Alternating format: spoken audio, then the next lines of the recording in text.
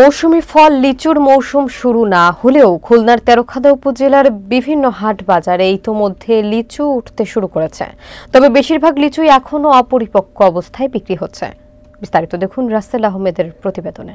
সরেজমিনে উপজেলা সদরের কাটেঙ্গা বাজারে দেখা যায় হাটে প্রবেশ পথেই দোকানগুলোতে সাজানো রয়েছে অপরিপক্ক লিচুর ডালি।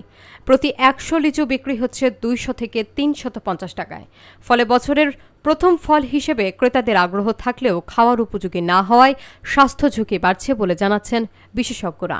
স্থানীয়রা জানান, প্রশাসনের নজরদারির অভাবে কৃষক এবং ব্যবসায়ীরা আগে ভাগেই লিচু তোলায় উৎসাহী হচ্ছে। এতে করে লিচুর স্বাদ যেমন নষ্ট হচ্ছে, তেমনি ভোক্তাদের ক্ষতির সংখ্যাও বাড়ছে।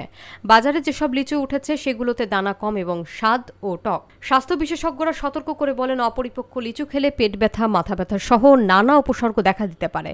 তারা সকলকে সচেতন হয়ে পরিপক্ক ফল না খাওয়া পর্যন্ত অপেক্ষা করারও আহ্বান জানান।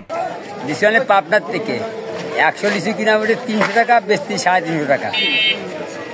লিচুতে লাভ আসছে না, প্রত্যেকের লস হচ্ছে লিচুতে।